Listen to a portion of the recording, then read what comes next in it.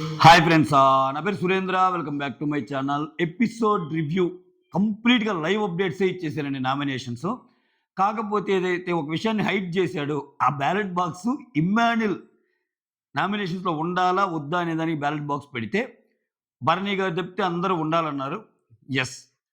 So ఇక్కడ నాకేమనిపిస్తుందంటే, ఏమనిపిస్తుందో తెలుసుకోవాలంది కదా, ఒక లైక్ కొట్టండి ప్లీజ్. ఓకే, ఒక లైక్ కొట్టండి.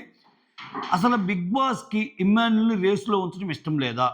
అసలు బిగ్ బాస్ని ఆ మెయిన్ తనూజ, ఇప్పుడు లాస్ట్కి వచ్చేసరికి ఇద్దరు ముగ్గురు ఉండాలిగా, అది తనూజ వర్సెస్ కళ్యాణి అవ్వాలని చూస్తున్నాడా?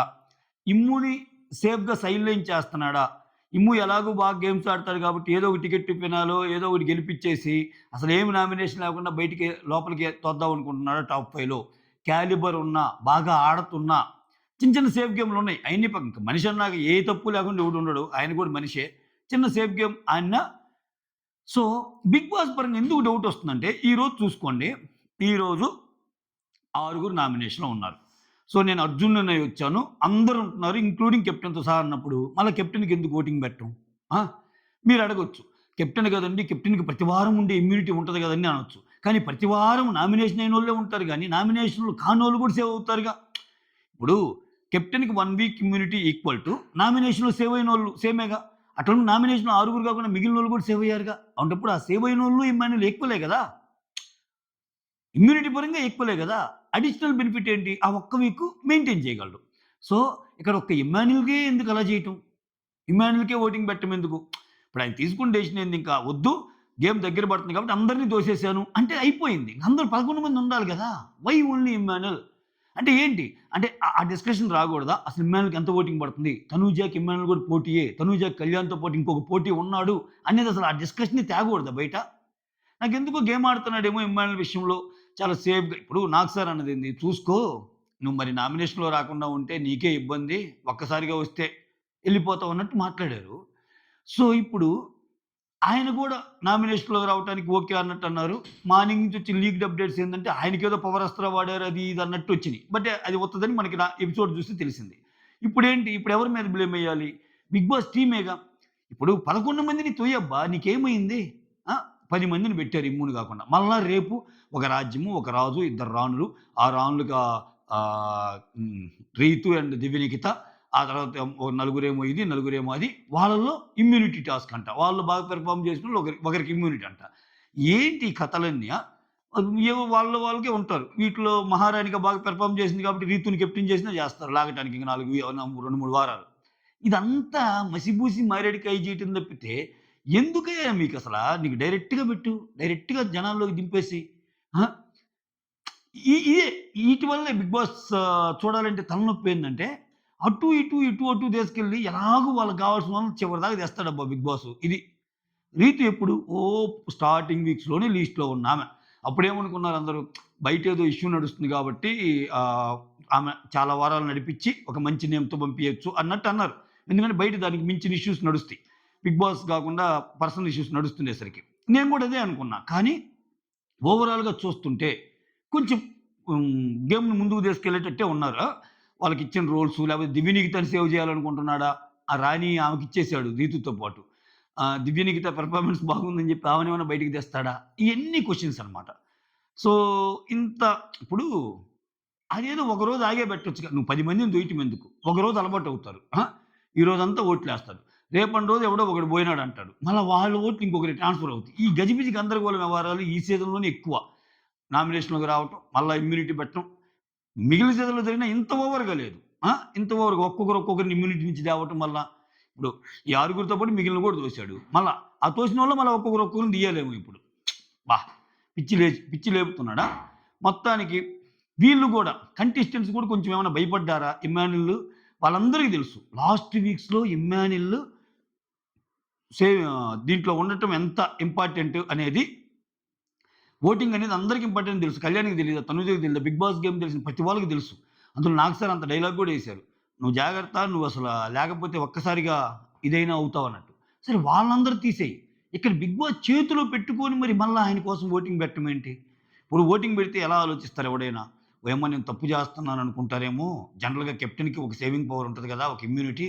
నేను దానికి అగెనిస్ట్‌గా పోయి ఏస్తే నేను గ్రడ్జితో ఇమ్మాన్యుల్‌కి ఓటేసానన్న ఫీలింగ్ నా మీద ఉంటదేమో అని ఆలోచించే వాళ్ళు ఎక్కువ ఉంటారు. సో, అక్కడ ఇమ్ముకి ఫేవర్‌గానే పడిద్ది. ఇమ్ముకి ఫేవర్ ఇన్ ది సెన్స్ ఇమ్ము ఉండటానికి ఫేవర్‌గా.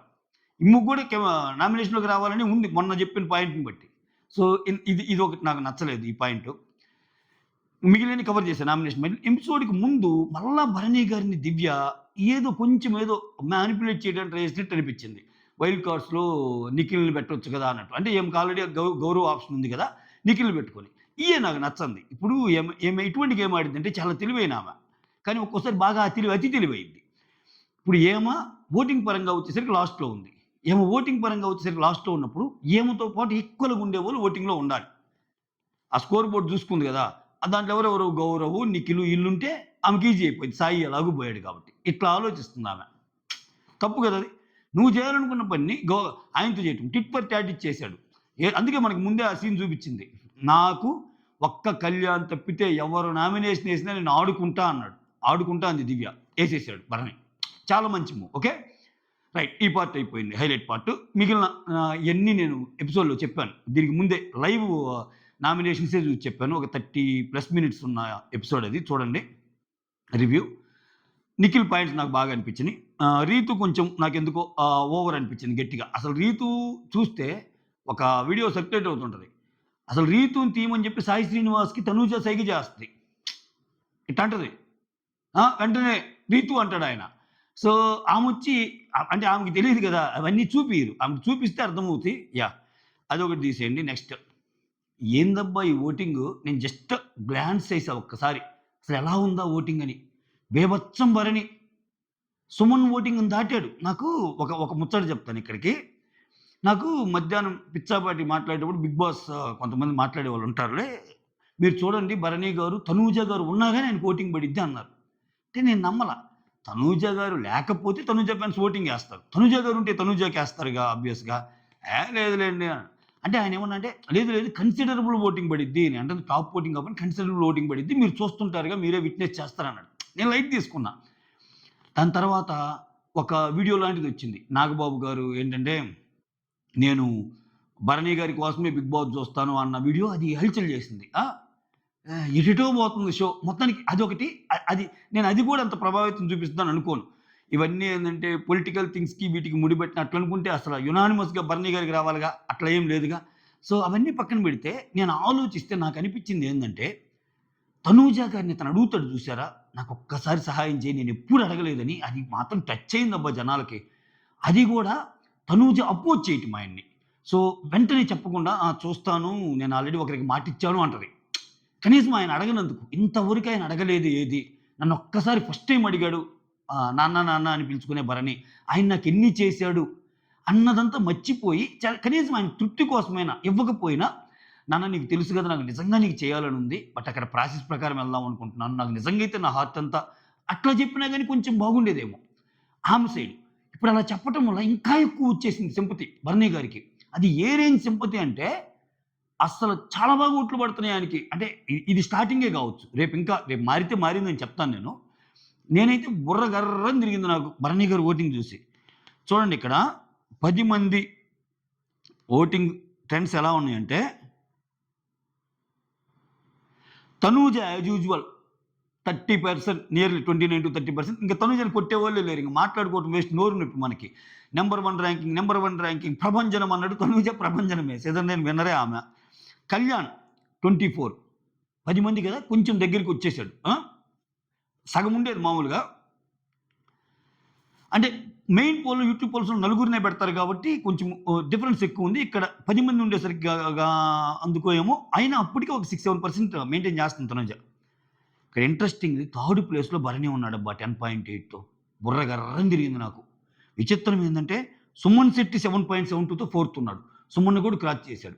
అసలు భరణికి ఇంత పర్సెంటేజ్ లేదా అంటే ఉంది. స్టార్టింగ్‌లో ఉంది. నిజంగా సీజన్ స్టార్టింగ్‌లో భరణి గారికి ఓట్ బ్యాంక్ బాగానే ఉండేది. అది రాను బంధాలు, అనుబంధాలు, నాన్న మీమ్సు, సంసారం ఒక చదరంగం, అనుబంధం ఒక అనురాగం అని దాంతో పాటు ఆయన ఓవర్ కాన్ఫిడెన్స్ కూడా జనాలకి ఏందిరా స్వామి అని అన్నట్టు అనిపించేది. వేరేజ్ ఇప్పుడు భరణి ఎట్లా కనిపిస్తుందంటే ఒక సింపతి క్రియేట్ అయింది. అయ్యో! పాపం ఏంట్రా అట్లా ఉండేవాడు ఇట్లా అయ్యాడా? ఎవరు కేర్ చేయటం లేదు కదరా!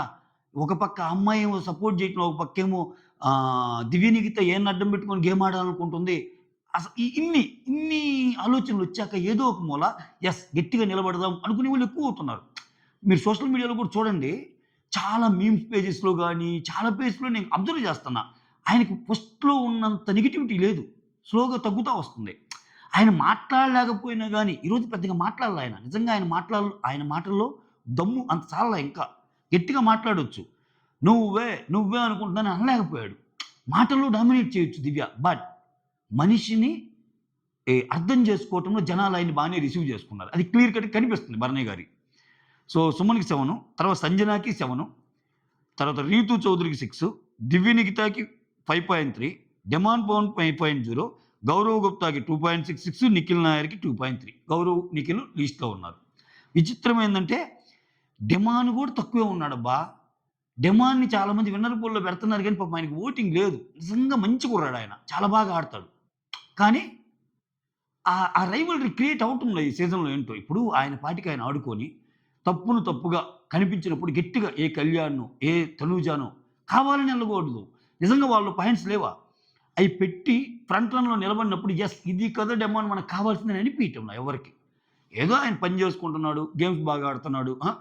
ఆ తర్వాత కిచెన్ దగ్గర సూపర్ ఉంటున్నాడు. అన్నీ బావుంటున్నాయి. సెన్స్ ఆఫ్ హ్యూమర్ ఉంది. పేషెన్స్ ఉంది డెమాన్ దగ్గర. ఇన్నున్నా ఆయన ఓటింగ్ ఎందుకు వెనకబడుతుందంటే ఆహ్, కొంచెం ఆ ఫ్యాక్టర్, ఆ ఎక్స్‌ట్రా ఫ్యాక్టర్ అనేది లోపిస్తుందనమాట మనోడి దగ్గర. అది మ్యాటరు.